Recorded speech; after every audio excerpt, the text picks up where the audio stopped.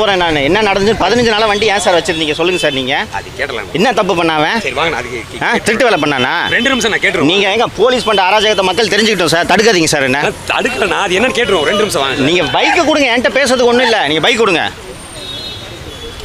Start பண்ணவா? என்னன்னு detail கேட்டுறோம் sir. Sir வண்டி நீங்க 15 நாளா டெய்லி வந்துட்டு சரி சார், அது பைக் கொடுக்கல. கேட்டுறோம் சார். நான் பிரஸ்ல பேசுறேன். நீங்க சொல்லுங்க போலீஸ் என்ன அராஜகம் பண்ணுன்னு தெரியும் நாட்டுக்கு. டிஸ்டர்ப் பண்ணாதீங்க. இருங்க நீங்க இருங்க. என்ன பேசுறது கூட உங்கள்கிட்ட பர்மிஷன் வாங்கணுமா? அப்புறம் அது வாங்க. அஜித் மாதிரி அடிப்பீங்களா? ப்ராப்ளத்தை சால்வ் பண்ணிடுவோம் வாங்க தான் சொல்றோம். ப்ராப்ளத்தை நீங்க போய் சால்வ் பண்ணுங்க. என்ன நடந்துச்சு 15 நாளா தான் நான் சொல்ல போறேன் நான்.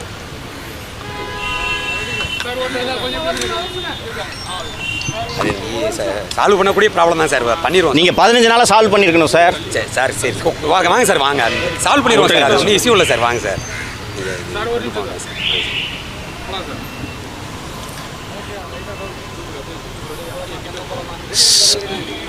சவுக்கு மீடியா கடந்த 2 ஆண்டுகளாக தமிழக அரசாலும் தமிழக காவல்துறையாலும் எத்தகைய துன்புறுத்தல்கள், எத்தகைய கொடுமைகளை சந்தித்து கொண்டிருக்கிறது என்பதை நீங்கள் எல்லோரும் அறிவீர்கள்.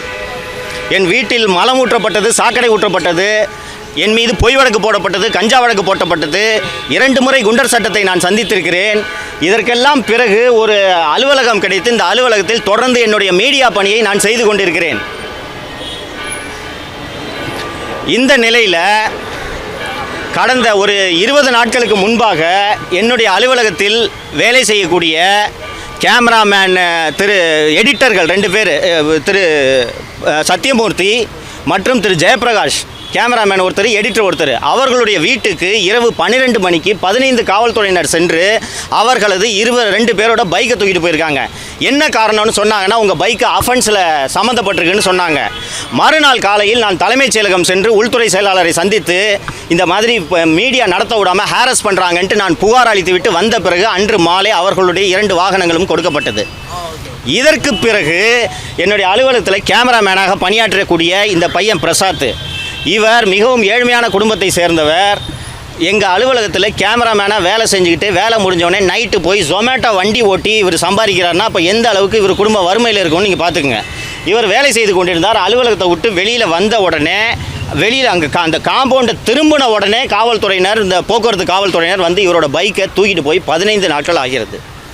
வந்து இவர் எதுக்கு சார் பைக்கை தூக்கிட்டு போனீங்கன்னு மறுநாள் கேட்டதற்கு, உங்களோட வண்டிக்கு 6,500 ரூபாய், 6,500 6,500 ரூபாய்க்கு அவுட்ஸ்டாண்டிங் ஃபைன் நிலுவையில் இருக்கிறது என்று சொன்னவுடன் இவர்கிட்ட பணம் இல்லாமல் இருந்த நகையை கொண்டு போய் அடகு வச்சு மறுநாளே ஒட்டு மொத்த நிலுவைத் தொகையும் செலுத்தி விட்டார்.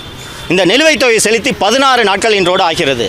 தினந்தோறும் இந்த காவல் நிலையத்திற்கு சார் வண்டியை இப்போ கொடுங்கன்னு கேட்டால் மேலே கேட்டுட்டு சொல்கிறேன், ஐயா வெளியில் போயிருக்காரு, இதே போன்ற காரணங்களை சொல்லி 16 நாட்கள் ஆகிறது. இன்று வரை இவரோட பைக்கை கொடுக்கல.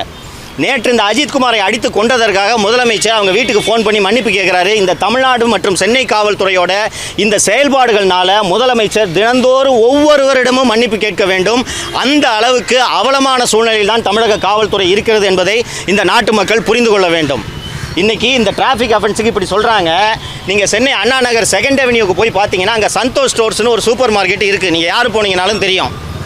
கிட்டத்தட்ட 200 அடிக்கு மேலாக அந்த சந்தோஷ் சூப்பர் மார்க்கெட்டுக்கு வெளியில் பேரிகேடு போட்டு, பிரைவேட்டு செக்யூரிட்டி கார்டு போட்டு, வேறு யாரும் வாகனங்களை நிறுத்த விடாமல் அந்த சூப்பர் மார்க்கெட்டுக்கு வர்ற வாகனங்களுக்காக மட்டும் அந்த இடம் தடுத்து வைக்கப்பட்டிருக்கிறது. போலீஸ் பேரிகேடை யூஸ் பண்ணுறாங்க. இது போல் அந்த போலீஸ் பேரிகேடை யூஸ் பண்ணி பொதுமக்களுக்கான நடைபாதையை அவர்கள் அடைத்து வைப்பதற்கு காரணம், அந்த சந்தோஷ் சூப்பர் மார்க்கெட்டின் உரிமையாளரோட பெயர் சவுந்தரராஜன். அந்த சவுந்தரராஜன் யார் என்றால் தமிழ்நாட்டின் சட்டம் ஒழுங்கு கூடுதல் டிஜிபி டேவிட்சன் தேவாசீர்வாதத்தின் சொந்த தாய்மாமனார். நீங்கள் இது போல் அதிகார துஷ்பிரயோகம் செய்து கொண்டிருக்கிறீர்கள், அட்டூழியங்களை செய்து கொண்டிருக்கிறீர்கள். ஒரு நகையை திருடிவிட்டார் என்ற குற்றச்சாட்டுக்காக ஒருவனை அடித்தே கொள்றீங்க. நாங்கள் மீடியாவில் இந்த உண்மைகளை எடுத்து சொல்லும் வேலையை செய்து கொண்டிருந்தா இந்த மாதிரி வண்டியை பிடிங்கி வச்சுக்கிட்டு 15 நாட்களாக வண்டியை கொடுக்காம original licence, original RC book, வண்டியோட ஃபைனை கட்டியாச்சு. நான் இங்கே இந்த இஷ்யூவில் தலையிடக்கூடாதுன்றதுக்காக டெய்லி போய் கேளுப்பா என்ன சொல்கிறாங்கப்பான்னு கேட்டால் 15 நாளாக இங்கே வந்துட்டு போயிட்டுருக்காரு. எப்போ கேட்டாலும் ஐயா வெளியில் போயிருக்காரு, மேலே கேட்கணும், டிசியை கேட்கணும். இப்போது சென்று நான் மேலே உதவி ஆய்வாளரை பார்த்து நான் இந்த வண்டி எப்போ சார் தருவீங்கன்னு கேட்டோன்னே இங்கே இருக்க போய் டிசியை போய் பாருங்கள், நான் டிசியை பார்க்க முடியாது என்று சொல்லிவிட்டேன். தமிழ்நாட்டில் நீங்கள் இங்கே பாருங்கள் நண்பர்களே, உங்களை போன்ற கேமராமேன் தான் இந்த ஜெயபிரகாஷ், உங்களை போன்ற கேமராமேன் தான் இந்த பிரசாத், உங்களை போன்ற விஷுவல் எடிட்டர் தான் இந்த சத்யமூர்த்தி. உங்களைப் போல எல்லோரையும் போல வயிற்று பிழைப்புக்காக ஒரு ஊடக நிறுவனத்தில் வேலை செய்து உழைத்து சம்பாதிக்க வேண்டும் என்பதற்காக தான் இவர்கள் வேலை செய்கிறார்கள். இந்த மீடியாவில் வேலை செய்கிறான்ற ஒரே காரணத்துக்காக காவல்துறை இவர்கள் ஒவ்வொருவரையும் இப்படி சித்திரவதை செய்தால் இது எங்கே போய் முடியும் என்பதை ஊடக நண்பர்கள் நீங்கள் யோசித்து பார்க்க வேண்டும். இதே போல் ஒவ்வொரு முறையும் அக்யூஸ்டை பிடிச்சி கையை காலை உடைக்கிறது எங்கே போய் முடியும்ட்டு நான் எதை தொடர்ந்து வலியுறுத்தி கொண்டிருந்தேனோ அதுதான் அஜித்குமார் விவகாரத்தில் நடந்திருக்கிறது. அவன் நகை திருடானா இல்லையான்றது இது வரைக்கும் யாருக்குமே தெரியாது. கூட்டிகிட்டு போய் அடிச்சே கொண்டுட்டாங்க அவனை. இப்படித்தான் காவல்துறை செயல்பட்டு கொண்டிருக்கிறது. இவரும் கூச்சமே இல்லாமல் மன்னிப்பு கேட்டுக் கொண்டிருக்கிறார்.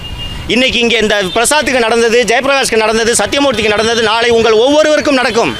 காவல்துறைக்கு எதிராக யாருமே பேசக்கூடாது என்ற அராஜக சூழல் தமிழ்நாட்டில் நடக்கிறது. தமிழ்நாட்டில் காட்டாட்சி நடக்குது. இதையெல்லாம் எதிர்த்து கேள்வி கேட்பதால் தான் சவுக்கு ஊடகத்தை தொடர்ந்து முடக்க இந்த அரசு முயற்சி செய்து கொண்டிருக்கிறது. திரு அருண் அவர்களும் இந்த முயற்சி செய்து கொண்டிருக்கிறார். கடத்தல் பண்ணும் அதிகாரிகளை எல்லாம் பதவியில் அமர்த்தி கொண்டு முதல்வர் போய் மன்னிப்பு கேட்பதற்கு வெட்கப்பட வேண்டும். இந்த அதிகாரிகளை கட்டுப்படுத்துறதுக்கு துப்பு இல்லைன்னா இவரெல்லாம் எதுக்கு நாட்டை ஆள்றாரு? இன்னைக்கு வரைக்கும் 15 நாளாக இன்னும் பைக்கு கொடுக்கலன்னா எந்த அளவுக்கு இவர்கள் துணிச்சல் இருக்கும் என்று யோசித்து பாருங்கள். பிரசாத்தோட வாகனம் ஏதாவது ஒரு குற்றச்செயல் புரிந்து நீதிமன்றத்தின் உத்தரவில் இதை பறிமுதல் செய்து வைத்திருந்தால் இவர்கள் வாகனத்தை தரமாட்டேன் என்று சொல்லலாம். ஃபைனு பெண்டிங்காக இருந்தால் கூட இவங்க வாகனத்தை தூக்க முடியாது. ஃபைன் நிலுவையில் இருக்கக்கூடிய வாகனத்தை நீங்கள் பறிமுதல் செய்ய வேண்டும் என்றால் சென்னையில் இருக்கக்கூடிய 95% வாகனங்களை நீங்கள் பறிமுதல் செய்ய வேண்டும். இன்றைக்கி ரோட்டில் ஆட்டோமேட்டிக் கேமரா இருக்குது, ஃபைன் தானாக விழுது. எல்லா வெஹிக்கிளுக்கும் ஃபைன் நிலுவையில் இருக்கும். அப்படி இருக்கும்போது ஃபைன் பெண்டிங்கிறதுக்காக எதுக்காக இந்த வாகனத்தை பறிமுதல் செய்யணும்? வேண்டுமென்றே என்னுடைய அலுவலகத்தில் பணியாற்றும் ஊழியர்கள் அச்சப்பட்டு என் மீடியாவில் பணியாற்றாமல் விலகி ஓட வேண்டும் என்பதற்காகத்தான் இந்த காவல்துறை, குறிப்பாக சென்னை மாநகர ஆணையர் திரு அருண் அவர்கள் இதை திட்டமிட்டு செய்து கொண்டிருக்கிறார். இந்த பொம்மை முதல்வர் இதை வேடிக்கை பார்த்து கொண்டிருக்கிறார்.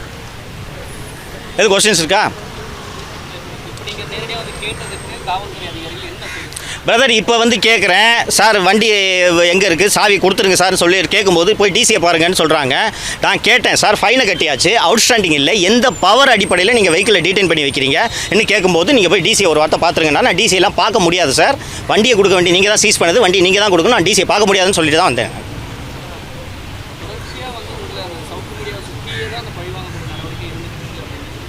நான் இதை உறுதியாக அனுபவபூர்வமாக நான் இதை உணர்ந்து சொல்கிறேன். எங்கள் வீட்டில் சாக்கடை ஊற்றப்பட்டதை நீங்களே பார்த்துருப்பீர்கள்.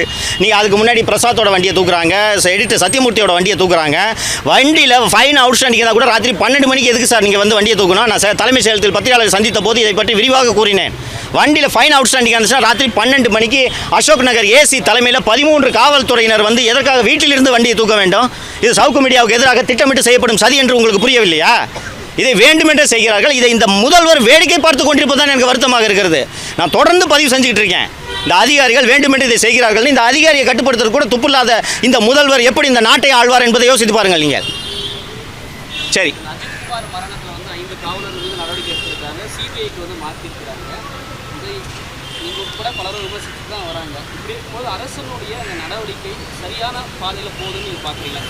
நேற்று சென்னை உயர்நீதிமன்றத்தின் மதுரை கிளை இந்த அஜித்குமாரின் கொலை தொடர்பாக பல்வேறு கேள்விகளை எழுப்பியது. அந்த கேள்விகளுக்கு அரசு தரப்பில் ஒரு பதில் கூட இல்லை. ஸ்பெஷல் டீமு அஜித்குமாரை பிக்கப் பண்ணி விசாரிக்கிறதுக்கு கூட்டிகிட்டு போனாங்கன்னு சொல்லும்போது ஸ்பெஷல் டீமுக்கு இந்த பணியை உத்தரவிட்டது யார் என்ற கேள்வியை நீதிமன்றம் ஸ்பெசிஃபிக்காக எழுப்புகிறது. இல்லை சார், அவங்க ஸ்பெஷல் டீம் எல்லாத்தையும் மானிட்டர் பண்ணுவாங்கன்னு சொல்லும்போது எப்படி அவர்களுக்கு தெரியும் யாரின் கீழ் அந்த தனிப்படை செயல்படுகிறது என்ற கேள்விக்கு அவர்களிடம் பதில் இல்லை. சார், அவங்க சோஷியல் மீடியாவை பார்த்து இந்த நகை திருட்டு தொடர்பாக விசாரணைக்கு அழைத்து சென்றார்கள் என்றால் எஃப்ஐஆர் இல்லாமல் ஒரு நபரை நீங்கள் எப்படி கைது செய்தீர்கள் என்ற கேள்வியை நீதிமன்றம் எழுப்புகிறது.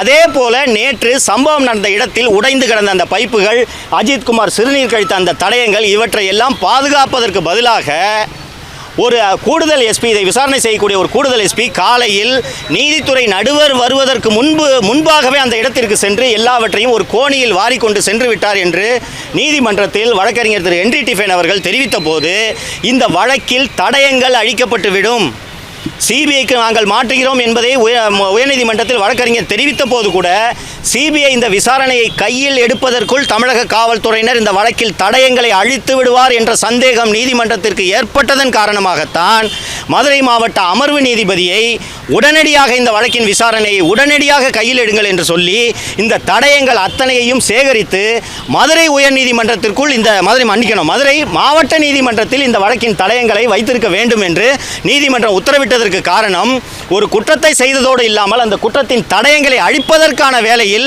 இந்த அரசும் காவல்துறையும் ஈடுபடுகிறது என்பதை நீதிமன்றம் உணர்ந்ததால் தான் மாவட்ட நீதிபதி தலைமையில் விசாரணைக்கு உத்தரவிட்டிருக்கிறது என்று புரிந்து கொள்ளலாம்.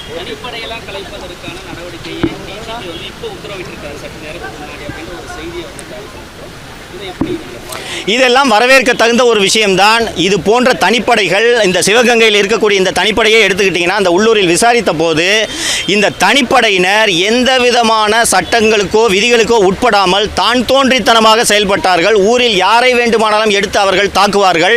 அஜித்குமார் செத்து போயிட்டதுனால தான் இந்த விஷயம் வெளியில் வந்துச்சு. அஜித்குமார் சாகவில்லை என்றால் இந்த விஷயம் கடைசி வரை வெளியே வந்திருக்காது என்று சொன்னார்கள்.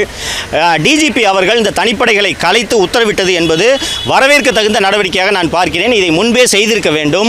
ஏனென்றால் இது போன்ற தனிப்படைகள் எந்த விதமான கட்டுப்பாடுமின்றி எந்த அதிகாரிக்கு கீழ் செயல்படுகிறார்கள் என்ற ஒரு பொறுப்பின்றி இந்த தனிப்படையினர் தான் தோன்றித்தனமாக நடந்து கொண்டிருந்தார்கள்.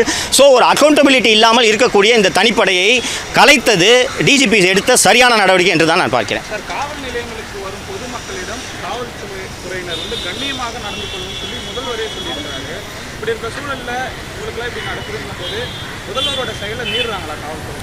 முதல்வரை காவல்துறையினர் மதிப்பதில்லை என்பதைத்தான் இது காட்டுகிறது. 2022ஆம் ஆண்டு சென்னையிலே செக்ரட்டரியேட் காலனி காவல் நிலையத்தில் விக்னேஷ் என்கிற விக்னா என்ற நபரை பிடித்து கொண்டு சென்று அடித்தே காவல் நிலையத்தினர் கொண்டிருக்கிறார்கள். பின்னாளில் அதை விசாரணை செய்த சிபிசிஐடி விசாரணையில் தெரிய வந்தது என்னவென்றால் சிசிடிவிக்கு கீழே வச்சு மிதிச்சிருக்காங்க அந்த கான்ஸ்டபிள்ஸு. ஸோ முதல்வர் அவர்கள் சட்டப்பேரவையில் அப்போது சட்டப்பேரவை நடந்து கொண்டிருந்தது. முதல் நாள் முதல்வர் அவருக்கு உணவு வாங்கி கொடுத்தோம், வாந்தி எடுத்து அவர் செத்துட்டார். அவர் கையில் கத்தி இருந்துச்சு, கத்தி எடுத்து குத்த வந்தார், அதனால் அடித்தாங்க என்பது போல் அவர் சட்டப்பேரவையில் கூறுகிறார். மறுநாள் உடற்கூறாய்வு அறிக்கை வந்ததும் உடலில் அந்த இறந்து போன விக்னாவின் உடலில் 20க்கும் மேற்பட்ட காயங்கள் இருந்தது என்பதை தெரிந்து கொண்டு இதே முதல்வர் சட்டப்பேரவையில் காவல்துறையினர் சட்டத்தை கையில் எடுப்பதை நான் அனுமதிக்க மாட்டேன், எனது அரசு அனுமதிக்காது என்று சட்டப்பேரவையில் பதிவு செய்தார். அது சட்டப்பேரவை குறிப்பில் ஏறி இருக்கிறது. அதற்கு பிறகு 15க்கும் மேற்பட்ட லாக்அப் மரணங்கள் தமிழகத்தில் நடந்திருக்கிறது என்றால் முதல்வருடைய பேச்சை, முதல்வருடைய கட்டளையை ஒரே ஒரு காவல்துறை அதிகாரி கூட மதிக்கவில்லை என்பதைத்தான் இது காட்டுகிறது. கொஞ்சம் யோசிச்சு பாருங்கள். கம்ப்ளைண்ட் கொடுக்க வரவனை உள்ள ஒரு ஸ்டேஷனில் வச்சு கொறடாவை வச்சு ஒரு அசிஸ்டன்ட் சூப்பரண்ட் ஆஃப் போலீஸு 20 பேருக்கு மேலே பல்ல பிடுங்கியிருக்கான். அந்த அதிகாரியை பணி இடைநீக்கம் செய்யாமல் அந்த அதிகாரிக்கு இன்றைக்கி பணி கொடுத்து வச்சிருக்கிற முதல்வர் தாங்க இந்த முதல்வர். அப்போ எப்படி காவல்துறை அதிகாரிகளுக்கு முதல்வரை பார்த்து பயம் இருக்கும்னு நீங்கள் சொல்லுங்கள். ஒரு 10 பேர் மேலே 10 பேரோட பல்ல பிடுங்கி கரலக்கல்ல எடுத்து ஈரில் தேய்க்கிற ஒரு அதிகாரி மனநோயாளி. குறைந்தபட்சம் விசாரணை முடியும் வரையில், நீதிமன்றத்தில் வழக்கு விசாரணை முடியும் வரையில் அந்த அதிகாரியை பணி இடைநீக்கத்தில் வைத்திருப்பது ஒரு நியாயமாக நாம் எதிர்பார்க்கக்கூடிய ஒரு விஷயம். அந்த அதிகாரிக்கு டிஎஸ்பி கமாண்டண்ட்டாக போட்டு அவரை பட்டாலியனில் அவருக்கு பணி கொடுக்குறாருனா இவர் எப்படிப்பட்ட முதல்வர்? இப்போ எந்த அதிகாரிக்கு சார் பயம் இருக்கும்? 66 பேர் கள்ளச்சாராயம் குடிச்சு சாப்பிட்றான் அந்த டிஸ்ட்ரிக்ட் எஸ்பி சமய் சிங் மீனாவுக்கு 3 மாதம் கழித்து உடனடியாக வேலை கொடுத்தானா எந்த அதிகாரி சார் பயப்படுவான் சிஎம்முக்கு? சிஎம்மோட கான்வாயை 22 நிமிஷம் ரோட்டில் நிற்க வைக்கிறாங்க. இதற்கு காரணமான அதிகாரி யாருன்றதை கண்டுபிடிச்சி அவர்கள் மீது கூட நடவடிக்கை எடுக்கல முதல்வர்.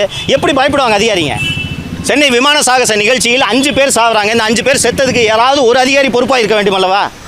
ஒருவர் மீது கூட நடவடிக்கை எடுக்கவில்லை என்றால் எப்படி முதல்வரை பார்த்து பயப்படுவார்கள்? அதனால தான் எங்கள் மீடியாவுக்கு இது தொடர்ந்து நடந்துட்டு இருக்குன்னு சொல்கிறேன். நன்றிங்க.